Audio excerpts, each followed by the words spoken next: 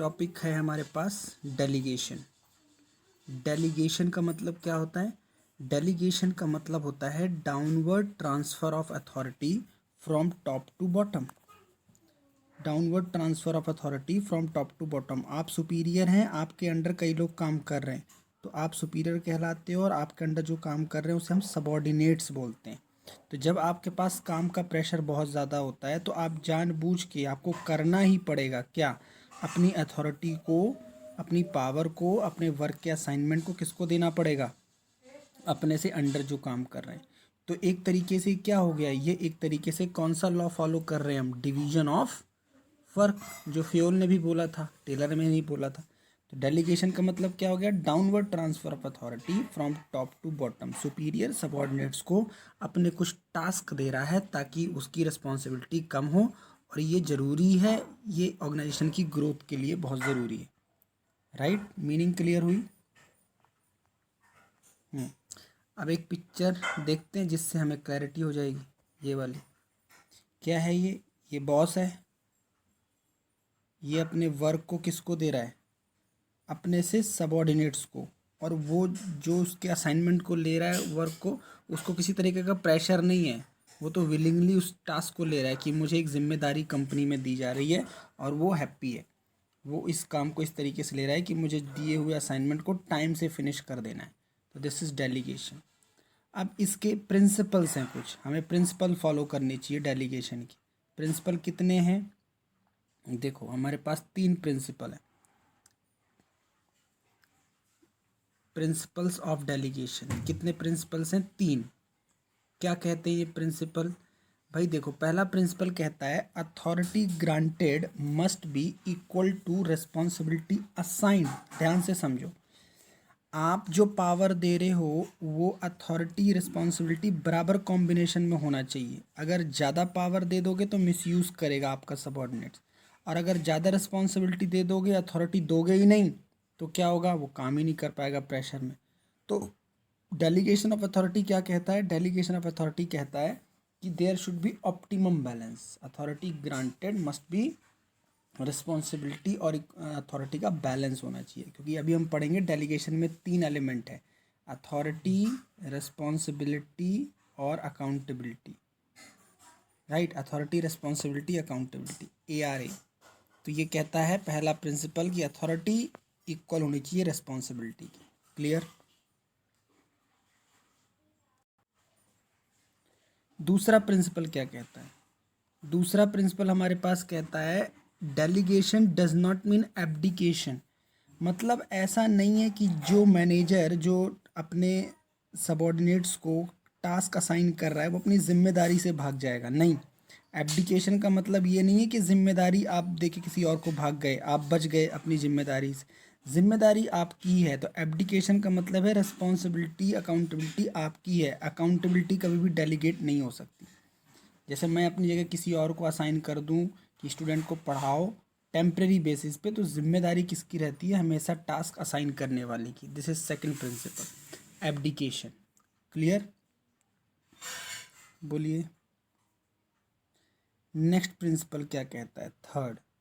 Third principle कहता है कि भाई authority granted to a subordinate can be taken back and redelegated to another person. आप ऐसी अथॉरिटी, आप ऐसी एक तरीके से प्रिंसिपल ये कहता है, इस तरीके से आप क्या करो? डेलीगेट करो जिसको आप उसको रीडेलीगेट कर सको। अगर वो परफॉर्म बेटर ना करे तो किसी और को आप टास्क असाइन कर दो। तो रीडेलीगेटेड का कॉन्सेप्ट यही कहता है। क्लियर हुआ? अथॉरिटी एस डेलीगेशन ऐसा होना चाहिए जिसमें आप किसी और को रीडेलीगेट कर सको, मजबूरन ना करनी पड़े। तो ये 3 प्रिंसिपल अगर फुलफिल होते हैं तो इसका मतलब एक बेटर डेलीगेशन का कॉन्सेप्ट हम लोग फॉलो कर रहे हैं। राइट?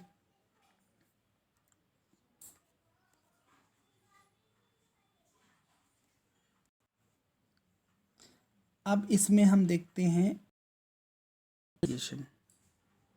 डेलीगेशन के अंदर 3 चीज़ें हैं, और वो क्या हैं? 3 चीज़ें, अथॉरिटी भी है, रिस्पॉन्सिबिलिटी भी है, अकाउंटेबिलिटी है। मतलब buy one get two. Buy one get two का मतलब क्या है? जब हम किसी को डेलीगेट करते हैं तो इसका मतलब हम डेलीगेट करते हैं क्या? अथॉरिटी। लेकिन अपने आप क्या डेलीगेट हो गई, रिस्पॉन्सिबिलिटी और अकाउंटेबिलिटी। ये ध्यान रखना है, डेलीगेशन के अंदर 3 एलिमेंट है, अथॉरिटी, रिस्पॉन्सिबिलिटी, अकाउंटेबिलिटी। अथॉरिटी का मतलब क्या होता है, it refers to right of an individual to command his subordinates and to take action within scope of his position. Authority का मतलब ये है, मैंने किसी को अथॉरिटी दी, इसका मतलब मैंने उसको राइट दे दिया कि भाई मेरे फैसले मेरी जगह पे आप ले सकते हो। और ये कैसे होती है, फ्रॉम टॉप टू बॉटम, मतलब मैंने दी है अपने से बिलो काम करने वाले को। रिस्पॉन्सिबिलिटी क्या है, एक ऑब्लिगेशन है कि भाई जिम्मेदारी दे दी मैंने उसको कि उसको काम को परफॉर्म करना है, जो ड्यूटी दी गई है उसको परफॉर्म करना है। ये कैसे होगी, ये अपवर्ड होगी, इट फ्लो अपवर्ड्स, मतलब जिम्मेदारी किसकी है, सबऑर्डिनेट्स की, उसको फिनिश करके मुझे वापस काम को सौंपना है। अकाउंटेबिलिटी का मतलब क्या है, आंसरेबिलिटी, जो हमेशा किसके पास होती है, मैंने ये पढ़ाया एब्डिकेशन का प्रिंसिपल, कि हमेशा जो डेलीगेशन करेगा उसी की रिस्पॉन्सिबिलिटी है, क्योंकि इससे आप बच नहीं सकते। तो अकाउंटेबिलिटी कहती है it refers to answerability for the final outcome of the assigned task. और अकाउंटेबिलिटी कैसे फ्लो करती है, इट फ्लो अपवर्ड्स, ये भी अपवर्ड्स है, मतलब जिसको जिम्मेदारी दी गई है वो फिर मेरे को रिपोर्टिंग करेगा, मैं अपने से ऊपर वाले को रिपोर्ट करूंगा, इस तरीके से अकाउंटेबिलिटी चलती है। लेकिन ये लास्ट में बोलता है it can not be delegated, मतलब हम डेलीगेट एक्चुअली में कर क्या रहे हैं, सिर्फ रेस्पॉन्सिबिलिटी, हम सिर्फ रेस्पॉन्सिबिलिटी और अथॉरिटी डेलीगेट कर रहे हैं, हम किसी तरीके से अकाउंटेबिलिटी डेलीगेट नहीं होती, ये हमेशा किसकी रहेगी, डेलीगेट करने वाले पर्सन की, राइट। डेलीगेशन के साथ अगर क्वेश्चन आता है तो क्या क्वेश्चन आएगा, what is mean by delegation and what are its importance. तो हमें इसके क्या पढ़ने हैं, इम्पोर्टेंस ऑफ डेलीगेशन, यानी डेलीगेशन क्यों ज़रूरी है, इससे क्या बेनिफिट देखने को मिलता है। तो पहला बेनिफिट है जी इफ़ेक्टिव मैनेजमेंट। अब बिल्कुल जैसे मैंने आपको बताया डेलीगेशन एक तरीके से ज़रूरी हो जाता है, तो डेलीगेट करने के बाद मैनेजमेंट इफ़ेक्टिव हो जाएगा, काम तेज़ी से होगा, सबऑर्डिनेट्स के काम में मन लगेगा और सुपीरियर अपनी रिस्पॉन्सिबिलिटी को, थोड़ा बर्डन को कम कर पाएगा। दूसरा इसका बेनिफिट है एम्प्लॉय मोटिवेट फील करेगा। मैंने कहा था जो जिसको काम दिया जाता है वो उसको प्रेशर में नहीं लेता, वो खुशी खुशी लेता है, एक तरीके से वो मोटिवेट हो रहा है कि मुझे कंपनी में काम को सौंपा जा रहा है, इसका मतलब मैं काम करने के लायक हूँ। इसी तरीके से एम्प्लॉय का डेवलपमेंट होगा, जब वो बड़े बड़े काम करेगा, टाइम पे करेगा, फिनिश करेगा, उसका फ्यूचर ग्रोथ होगी, आगे चल के उसको बड़ी पोस्ट दी जाएगी। इसी तरीके से कंपनी के एंगल देखा जाए तो कंपनी को इसमें क्या होगा, कंपनी का क्या होगा, बेटर ग्रोथ होगी, फैसिलिटेट ग्रोथ होगी, कंपनी एक्सपेंड करेगी, उसको ट्रेंड एम्प्लॉय मिलेंगे फ्यूचर के लिए, इस तरीके से फैसिलिटेट ग्रोथ। कोऑर्डिनेशन बना रहेगा, किसके बीच में कोऑर्डिनेशन, सुपीरियर और सबऑर्डिनेट्स के बीच में। एक बढ़िया अगर बॉस है अपने काम को डेलीगेट करता है तो दोनों के बीच में क्या बना रहेगा, हमेशा कोऑर्डिनेशन। लास्ट बेनिफिट बोलता है, last importance, creation of management hierarchy. Hierarchy का मतलब होता है सीक्वेंस, हैरार्की का मतलब होता है दोनों के बीच में रिलेशनशिप, एक बेटर। तो ये कितने इंपॉर्टेंस हमने देखे, 6। तो इसको कैसे याद करेंगे हम, कुछ कंपनी के एंगल से और कुछ एम्प्लॉय के एंगल से। ओवरऑल जो हमने बेनिफिट देखे वो किसके एंगल से हैं, दोनों के एंगल से। इफेक्टिव मैनेजमेंट कंपनी के एंगल से, मोटिवेशन एम्प्लॉय के लिए, एम्प्लॉय डेवलपमेंट एम्प्लॉय के लिए, फैसिलिटेट ग्रोथ कंपनी के लिए, बेटर कोऑर्डिनेशन कंपनी के लिए, creation of management hierarchy company के लिए, राइट। तो ये इंपॉर्टेंस ऑफ डेलीगेशन भी हो गया। यस, डेलीगेशन के बाद हमारे पास कॉन्सेप्ट समझने के लिए आता है, वो है डिसेंट्रलाइजेशन। डिसेंट्रलाइजेशन इसका मतलब क्या है जी, अगर आप डेलीगेशन समझ लेते हैं तो डिसेंट्रलाइजेशन समझ लेंगे। डिसेंट्रलाइजेशन का मतलब है डिसीजन को सीमित हाथों में ना रखना, बांट देना।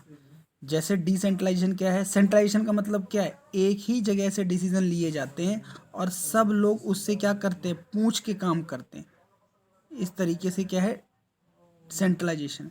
डिसेंट्रलाइजेशन क्या है, आप अपने लेवल पे काम करो, मैं अपने लेवल पे काम करता हूँ, और लास्ट में हम लोग क्या करेंगे, रिपोर्टिंग कर लेंगे वीकली, मंथली, ईयरली, और अपने प्रोग्रेस को क्या कर लेंगे, चेक कर लेंगे। तो दिस इज डिसेंट्रलाइजेशन। समझ में आया डिसेंट्रलाइजेशन आपको, है ना।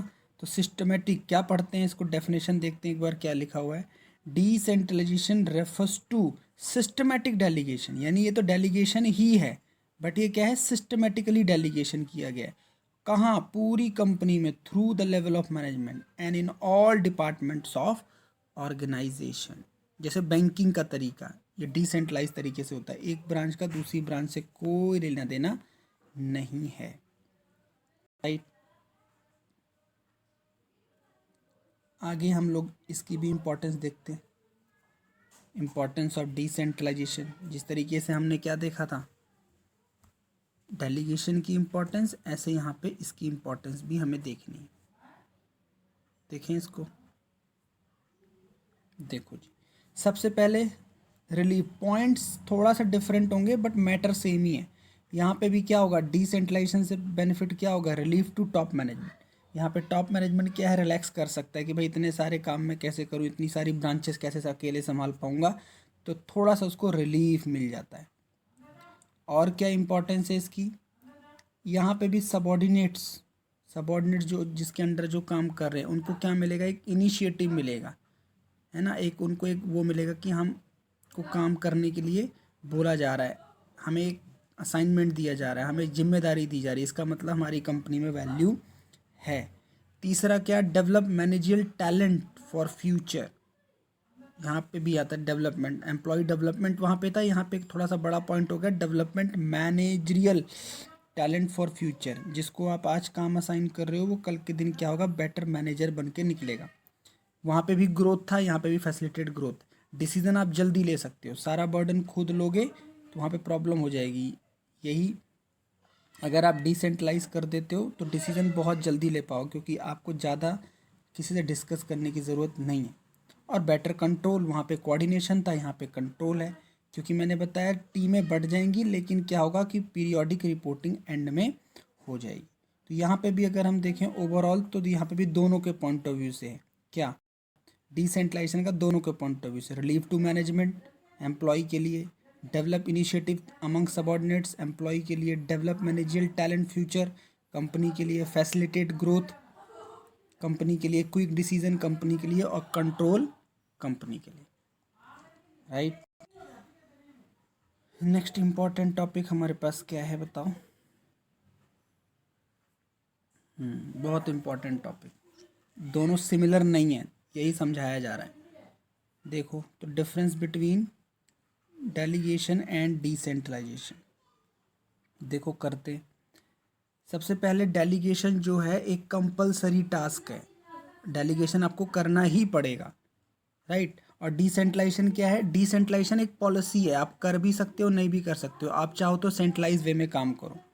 पर्पस क्या है, डेलीगेशन क्यों करते हैं हम, बर्डन को कम करने के लिए, बर्डन कम करने के लिए। डिसेंट्रलाइजेशन में क्या है, हम सबऑर्डिनेट्स के रोल को बढ़ाते हैं कि आप भी इस काम को करो। स्कोप क्या है, डेलीगेशन छोटा है और डिसेंट्रलाइजेशन क्या है बताओ, वाइड है। बात समझ में आ रही है, बोलो, और समझा रहा हूँ। उसके बाद level of authority, level of authority में क्या है, ज़्यादातर डेलीगेशन कौन करता है, टॉप लेवल, लेकिन डिसेंट्रलाइजेशन किस तरीके से होता है, डिसेंट्रलाइजेशन तो पूरे लेवल में हो जाता है, पूरी कंपनी में डिसेंट्रलाइजेशन हम कर देते हैं।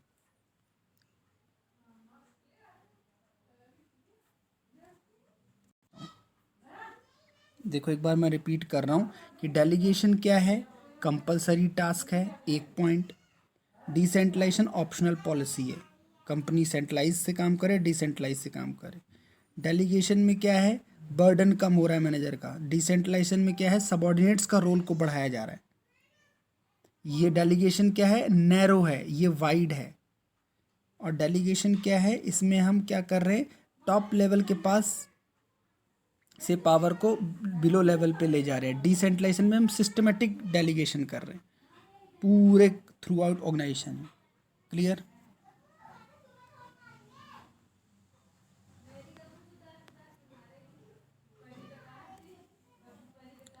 अच्छा। सेंट्रलाइजेशन, सेंट्रलाइजेशन एक छोटा सा टॉपिक और बचता है, इसके बारे में डिटेल से नहीं पढ़ना, लेकिन बस इसकी मीनिंग पढ़ लेनी है। सेंट्रलाइजेशन के बारे में कुछ नहीं पढ़ना, अगर आप डिसेंट्रलाइज समझ गए तो सेंट्रलाइजेशन भी समझ गए।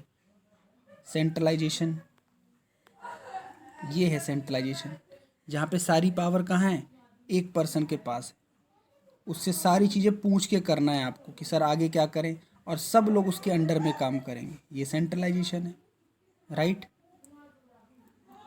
तो देख लेते हैं डेफिनेशन क्या कह रही है। सेंट्रलाइजेशन की डेफिनेशन क्या कह रही है, centralisation means concentration of all decision making function at the apex management hierarchy, top पे ही सब कुछ रहेगा, उससे पूछ के आपको सारे काम करने। क्लियर। तो ये हमारा एक तरीके से इस डेलीगेशन को करने के बाद हमारा एक तरीके से ऑर्गेनाइजिंग का पूरा चैप्टर खत्म हो जाता है। क्लियर।